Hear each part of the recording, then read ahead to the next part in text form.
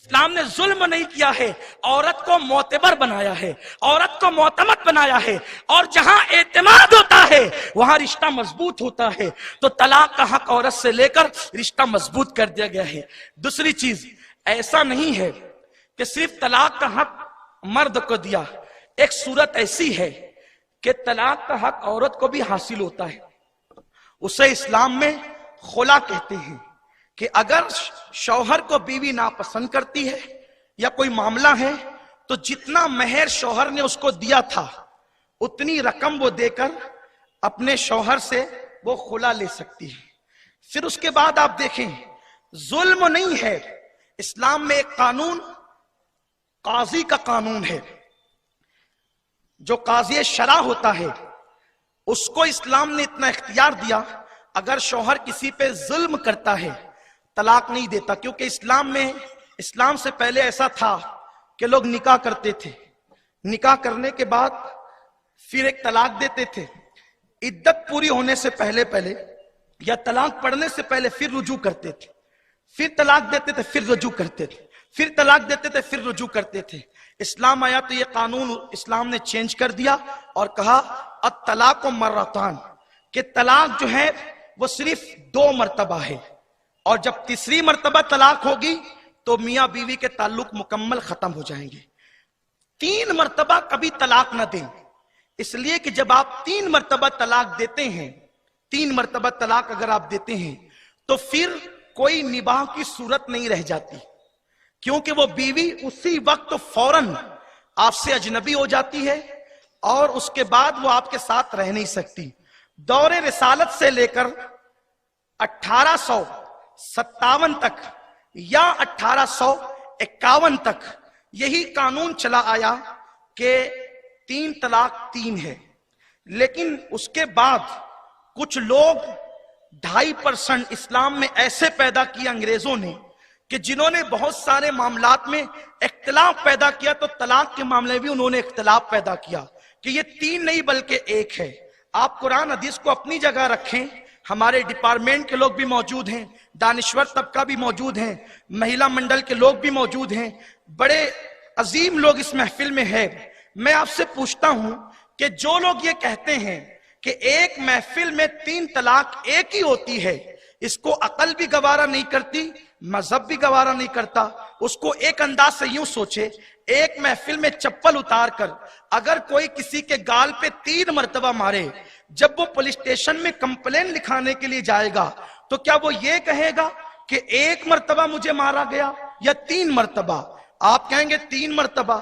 ہم آپ سے پوچھتے ہیں، جب ایک نشست کی 3 گالیاں 3 ہی ہیں، اگر کوئی کسی کو ایک محفل میں 3 گالیاں دے تو کمپلین تو 3 کی ہوگی نا، 3 تماچے مارے تو 3 ہوں گے۔ ایک نشست کی 3 گالیاں 3 ہے، ایک نشست کی 3 مرتبہ سبحان ربی الاعلیٰ سجدے میں 3 ہے، ایک نشست کے اندر 3 تماچے 3 ہے، تو آخر بیچاری طلاق نے کیا قصور کیا ہے کہ اس کو ایک نشست میں 1000 مرتبہ دیا جائے پھر بھی ایک ہی مانا جائے؟ یہ قطعاً عقل کے خلاف ہے، اور عقل کے ساتھ ساتھ مذہب کے بھی خلاف ہے۔ مفتی صاحب نے آپ کو 3 طلاق کی شرعی حیثیت بتائی، میں صرف ایک بات آپ کے سامنے پیش کرتا ہوں، 3 ہی ہے۔ حضرت فاطمہ بنت قیس، ان کا طلاق ہوا، کچھ لوگ آقا کے پردہ فرمانے کے بعد اس بڑھیا سے ملنے گئے اور کہا ہمیں طلاق کے بارے میں بتائیں، تو انہوں نے کہا میرے شوہر سفر پر جانے سے پہلے انہوں نے مجھے 3 طلاقیں دی، اور 3 دی تو اللہ کے رسول نے تینوں کو نافذ کر دیا۔ 3 دینا گناہ ہے، لیکن اگر کوئی دے دے گا تو نافذ ہو جائے گی۔ ہمارے نوجوان یہ سمجھتے ہیں کہ 3 طلاق جب تک 2 نہیں اس وقت تک طلاق ہوتی نہیں، اور جب غصہ ٹھنڈا ہوتا ہے سر پکڑتے ہیں، ہائے وائے کرتے ہیں، علماء سے کہتے ہیں کوئی رستہ نکالیں۔ علماء رستہ کیسے نکال سکتے ہیں؟ دیکھو، ہم ہندوستان کے شہری ہیں، کتنا بھی بڑا شہری ہو، یہاں کا کارپوریٹر ہو، ایم ایل اے ہو، ایم پی ہو، یا کوئی بہت بڑا آفیسر ہو، وہ قانون کا نفاذ کر سکتا ہے، قانون بدل نہیں سکتا۔ کسی بھی آفیسر کو ملک کا قانون بدلنے کا اختیار نہیں ہے۔ تو جب ہم ایک ملک میں رہ کر اس کے شہری ہو کر اس کا قانون نہیں بدل سکتے تو ہم اللہ کا قانون قرآن کیسے بدل سکتے ہیں؟ آپ یہ جو کہتے کوئی راستہ نکالیں، راستے آپ بند کریں اور آپ کہتے راستے نکالیں، دیکھیے میں آپ کو ایک راستہ بتاتا ہوں. طلاق 3 کبھی نہ دیں. اگر ایسے حالات پیدا ہو ہی جائیں کہ طلاق دینے کو آپ ضروری سمجھتے ہیں تو آپ صرف 1 طلاق دیں، کیونکہ بعض صورتوں میں 1 طلاق سے بھی عورت اجنبی ہو جاتی ہے. اس کی صورت قانون نے یہ بتایا ہے کہ اگر 1 طلاق کوئی شوہر اس کی بیوی کو دیتا ہے تو یہ 1 طلاق ہو گئی رجعی. رجعی مطلب یہ ہے کہ آپ اس کو واپس لے سکتے ہیں. اس کو کہتے ہیں رجعی، یعنی رجعت کرنا، لوٹنا. تو اگر کسی نے 1 طلاق دیا تب اس کے پاس، آپ کو سمجھانے کے لیے کہہ رہا ہوں، 3 مہینے کا کم و بیش وقفہ موجود ہوتا ہے اپنی بات پہ غور کرنے کا. حالانکہ عدت 3 مہینے نہیں ہوتی بلکہ 3 پیریڈ ہوتے ہیں، جس کو ہم حیا کے پردے میں ایام ممنوعہ کہتے ہیں، لوگ اس کو MC بھی کہتے ہیں. اب آپ سمجھ گئے ہوں گے. تو اگر 1 رجعی طلاق، 1 طلاق اگر کسی شوہر نے اس کی بیوی کو دے دیا تو عدت یعنی 3 پیریڈ جب تک نہیں آ جاتے، یعنی کم و بیش اس کی مدت 3 مہینے ہوتی. سمجھنے کے لیے کہ آپ اس کو 3 نہ سمجھیں، صرف اگزامپل دے رہا ہوں. 3 مہینے کا وقفہ ہوتا ہے. آپ سوچ لیں آپ کا غصہ ٹھنڈا ہو جائے. 3 مہینے کے آپ تو 3 منٹ کے بعد ٹھنڈے ہوتے ہیں.